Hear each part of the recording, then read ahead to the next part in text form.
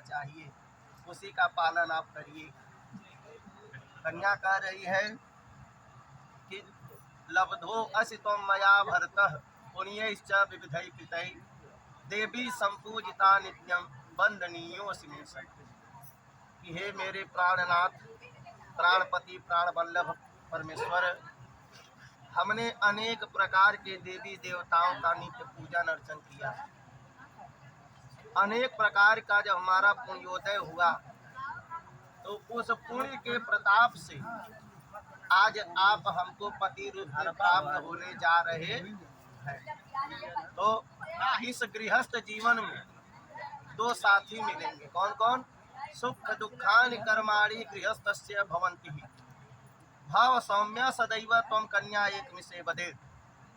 कि हे प्रिय, इस गृहस्थ जीवन में हमको हमारे दो साथी मिलेंगे, सुख और दुख। तो सदैव आपको चाहे सुख होगा चाहे दुख होगा, हमारे हाथ से हाथ मिला करके आपको रहना पड़ेगा। यह नहीं कि सुख में आप अपने साथ रखिए और जब कोई कठिनाई पड़े, कोई दुख पड़े तो आप हमको मायके भेजिए। क्योंकि पति और पत्नी का यही एक प्रेम होता है। यह उनसे अपना दुख सुख नहीं कहने जाएंगे। कोई भी दुख सुख होगा तो आप कहीं से कहेंगे। पहले वाक्य में कन्या कह रही है। दूसरे वाक्य कन्या का है, वापी कूप तड़ागानी यज्ञ यात्रा महोत्सव नारभ्य धेनु उज्ञाय द्वे उर्जे अब तथा बदे। आज से आपको चाहे गाड़ी लेना हो, चाहे घर में टेलीविजन लगाना हो, मोबाइल लेना हो, कुछ भी करना हो, आपको यज्ञ यात्रा कोई भी कार्य आपको करना हो, तो सर्वप्रथम अपने माता पिताजी से आप पूछेंगे, अपने ज्येष्ठ भ्राता कोई बड़ा भाई होगा उससे पूछेंगे, उसके बाद इनसे भी पूछ लेंगे, तभी आप उस कार्य को करेंगे। और कोई पूजा पाठ अगर आप करेंगे तो इनको साथ में लेकर करेंगे।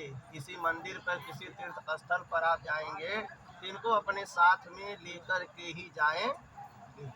दूसरा वचन कन्या का। तीसरे वचन में कन्या कह रही है कि व्रतोद्यापन दानानि स्त्रीणाम भावा स्वभावजा कृत्य भंगो न ते कार्यम।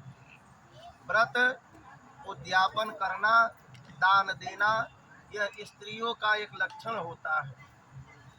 यह कह रही है कि अगर हमारे घर पे, वहाँ आपके यहाँ कोई अगर भूखा प्यासा आ गया, कोई भिक्षा मांगने के लिए आ गया, अगर हम उसको कुछ दे रहे हैं या किसी भगवान का पूजा पाठ हम कर रहे हैं, तो इस मांगलिक कार्य में कभी आप हस्तक्षेप नहीं करेंगे, कभी आप बाधा नहीं डालेंगे।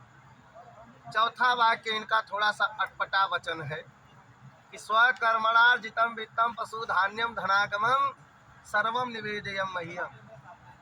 चौथा वचन जो इनका है, यह आपसे कह रही हैं कि आप उनसे मांग करके नहीं, अपने पुरुषार्थ के द्वारा, अपने परिश्रम के द्वारा जो कुछ भी धन कमा कर लाएंगे, सर्वम निवेदयम मह्यम, सब हमको दे देंगे। लेकिन ऐसा कुछ नहीं है। उनके कहने का मतलब है, अब तक आप अकेले थे, जो भी आप कमाते थे उनसे चोरी भी कर रहे होंगे, अपने दोस्तों मित्रों के साथ आप जो है नाजायज खर्चा करते रहे होंगे। तो अब आप गृहस्थ जीवन में बंधे आज से, तो यह कह रही हैं कि आप अपने माता पिताजी को दीजिए, उसके बाद जो बचता है वह ला करके आप हमको दे दीजिए। क्यों? क्योंकि आज से हमारा परिवार धीरे धीरे आगे बढ़ेगा। तो कल को अगर कोई ज़रूरत पड़ गई तो आप हमको अगर दिए रहेंगे तो किसी के आगे हाथ फैलाने की ज़रूरत नहीं पड़ेगी। कहने का मतलब यह है, उसमें दे दिया है कि सर्वम निवेदयम मह्यम, जब कुछ कमा के लिया हुआ कुल हम ही समर्पित करना। पांचवें वाक्य में कन्या कह रही है, गजास्वादी पशूनाश्च हेयोपादेय कारकम अनापृष्टन कर्तव्यम पंच पश्वेति संपदे। चाहे आपको किसी भी चीज का क्रय विक्रय करना हो, गजास्वाद इसमें तो दिए हैं, चाहे हाथी चाहे घोड़ा, किसी भी चीज का क्रय विक्रय अगर आपको करना, खरीदना है, बेचना है, तो सबकी अनुमति ले करके ही आप उस कार्य को करेंगे, अन्यथा आप उस कार्य को, मतलब कहने का तात्पर्य यही है कि आज से आप अपने मन से कुछ नहीं। सबसे बड़ा वाक्य कन्या का है कि भूषणानि विचित्राणि रत्न धातुमयानि च। इस विवाह मंडप में जो डाल पूजन पर आपने वस्त्र और आभूषण इनको दिया है, आज से उस पे आपका अधिकार नहीं। यह आप कभी ताना नहीं मार सकते कि सिंदूर हमने दिया है, मंगलसूत्र हमने दिया है, साड़ी हमने दिया है। ये सभी चीजों पर आज से आपका अधिकार नहीं है, सब इनका है।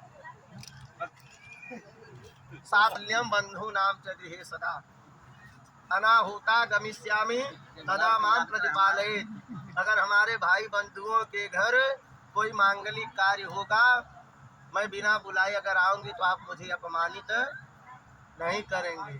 तो जब इस तरह का वचन यह आपसे कहेंगी कि हमारे भाई बंधु के घर कोई मांगलिक कार्यक्रम पड़ा है, हम जा रहे हैं, आप हमसे नाराज मत होइए, तो इनको एक बात आप बता दीजिएगा कि कन्यादान देते समय इनके पिताजी ने कहा कि गौरी कन्या मिमाम विप्र यथाशक्ति विभूषिताम गोत्राय शर्मणे तुभ्यम दत्ता विप्र समाश्रय। जब कन्यादान दे रहे थे तभी उन्होंने कहा कि मैं अपनी कन्या को आज से आपके प्रति समर्पित करता हूँ। आज से इनका अधिकार इनके ऊपर नहीं है, पूर्ण अधिकार। जब सिंदूरदान हो गया तो पूर्ण अधिकारी आप इनके हो जाएंगे। तो पतिव्रता औरत का यही धर्म होता है कि पति कैसा भी हो, जो पति अपने पत्नी से कहे उसी के कथनानुसार पत्नी को चलना चाहिए, और जो पत्नी अपने पति के कहे अनुसार चलती है उसको जीवन में कभी कोई कठिनाई नहीं आती है। तो बेटा जो यह कहेंगे तुम वही करना। अगर यह कहेंगे मायके जाओ तो मायके जाना, अगर यह मना करेंगे मायके मत जाओ तो मायके मत जाना। जब निमंत्रण जाए तो दोनों लोग आइए, जब निमंत्रण न जाए तो हाथ जोड़ लीजिए, भैया तेरा तुझको अर्पण क्या लागे मेरा, न हम जाएंगे न जाने देंगे। बोल लक्ष्मी नारायण भगवान की जय।